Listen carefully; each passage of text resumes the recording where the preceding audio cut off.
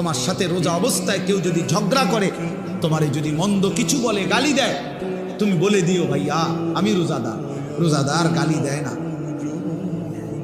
রোজাদার ঝগড়া করে না ভাইয়া, রোজাদার নাফরমানি করে না। ফালিয়াকুল ইন্নী ইমরুউন সাইম, নবীজি বলেন বলে দিও তুমি ভাইয়া আপনি আমার আরো অনেক কিছু বলতে পারেন, আমি রোজাদার, আমি রোজাদার। রোজাদার গালি দেন। রাসূলুল্লাহ সাল্লাল্লাহু আলাইহি ওয়াসাল্লাম বলেন লাইসাল মুমিনু বিত্তাআন ওয়ালাল লাআন ওয়ালাল ফাহিশ ওয়ালাল বাদী। যে হাদিস, নবীজি বলেন মুমিন খোঁটা দানকারী হয় না। খাবাইয়া 10 টাকা খাবাইয়া আবার এক সপ্তাহ পরে বড় এদিনও তো তোরে 10 টাকা খাবাইলাম না, এতে না খাওয়ানি ভালো ছিল। তা আল্লাহ নবী সাল্লাল্লাহু আলাইহি ওয়াসাল্লাম বলেন মুমিন খোঁটা দেয় না, অনুগ্রহ করে কি দেয় না, খোঁটা দেয়। ওয়ালাল লাআন, মুমিন কাউকে লানত দেয় না।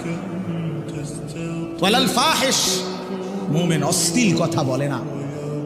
ওয়ালাল বাদী, মুমিন নোংরা চরিত্রের হয় না। হাদিস আল্লাহ রাসূল সাল্লাল্লাহু আলাইহি ওয়াসাল্লাম।